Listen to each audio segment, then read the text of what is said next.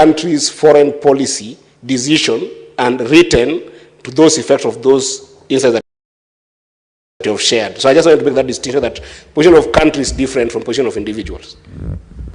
Thank you, Honorable Eddie. I think I meant the position of the state or the Republic of Kenya as enunciated by the head of state, the Honorable Dr. William Samoei Ruto. And Honorable Speaker, when countries deal with you, the position is articulated by the head of state. I mean, if you tell the people of Djibouti to tell you what the position of Kenya is on an issue, they will most likely go with the position that has been enunciated by the head of state. Honorable Speaker, I was on the question of the presence of the RSF from the Sudan in Nairobi. Again, Honorable Speaker, the newspaper reports were that they were here to sign some pact that was going to put in place a new government in the Sudan. Why are we meddling in the situation in the Sudan when we know there are two warring factions? We used to play a role of mediator. When the president was President Moi, he was known for being a peacemaker. This country used to be known as a diplomatic hub where these global and regional problems were resolved. But it is no longer the case because we appear, at least the appearance of intermeddling with the internal affairs of our other countries and especially our neighbors is hurting our image. So, Honorable Speaker, after that vote was taken, I have seen a lot of submissions and people talking and saying, oh, there were Kenyans who are unpatriotic. But I want to remind Kenyans that we are a very divisive society. We have to come to accept, in fact, Honorable Speaker, as a political leader in this country, we have held the position that you must allow people to criticize you. You must allow people to insult you because, as you know, you are a lawyer like myself, Honorable Speaker. The High Court, our own High Court, has ruled that the freedom of expression extends to insults.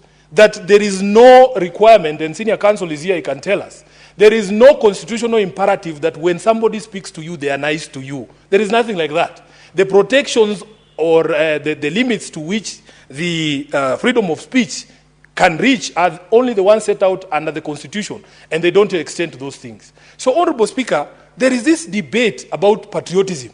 And I've asked myself, what is this thing called patriotism? Honorable Speaker, we live in the city here. And in Nairobi, we have one simple rule. If you love me, I will love you back. But if you do not show me love, there is no way you can expect commensurate affection from me. It is that simple. You love the people and the things that love you back. Honorable Speaker, when you speak to many of the young people, they feel that this country does not love them. From the day that you are born, Honorable Speaker, look at the situation in our maternities. Look at the situation in hospitals like Mama Lucy.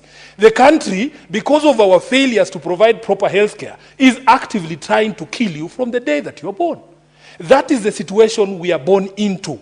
If you compare to other countries, Honorable Speaker, and we have traveled the country, the world, and we have seen, from the days that you are born, the way the country takes care of you, the sort of maternal health care that you are given, the sort of nutrition that you are given, you can see a country trying its best to make you survive, not a country actively coming after your life. Honorable Speaker, we go to places and we see education is free from primary school to the university. The country is actively trying to mold you into a proper citizen for the benefit of the country. It is very easy to love a country like that. But what is the situation in Nairobi? What is the situation in Kenya? Honorable Speaker, we have not done enough to make people feel like they belong to this country and that this country works for them. You cannot therefore fault people when they express anger against their own country. You cannot fault people. Patriotism, in fact, is defined not as loving your government, but loving your country. And when things are wrong, Honorable Speaker, we have a right to say that they are wrong. The politics of Kenya is very divisive. You know, people here pontificate as if the result had been different, Honorable Speaker. Can we honestly all guarantee that there would have been restraint on all of us, that we would not have over-celebrated to the annoyance of those who don't believe in our quest? Nobody can give you that guarantee. People are allowed to celebrate or to cry or to whatever, express themselves as much as they wanted. But I know Raila Odinga. Raila Odinga is the most insulted political leader in Kenya. Every single day you wake up, he's trending on Twitter, he's trending on Facebook, he's a headline in at least 3 newspapers per week. He doesn't appear to be faced by any of those things because he understands You have to have a thick skin as a political leader in this space. If you put yourself out in the public, you can expect people to be insulted. To insult you. Therefore, Honorable Speaker, there are people who want to use this so-called celebration in Nyeri. And when I watched that clip, Honorable Speaker, it was two mamambogas at a market in Karatina.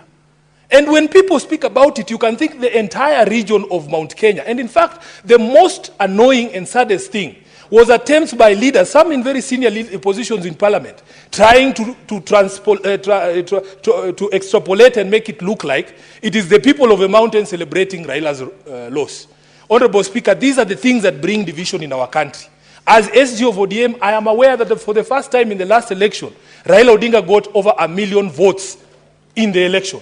You cannot tell me that those million people who are in Mount Kenya can be dumped or lumped into those who do not support the politics of Raila Odinga. These are the things we must do. We must speak in a way that ensures we remain cohesive as a society and we don't marginalize anyone. Honorable Speaker,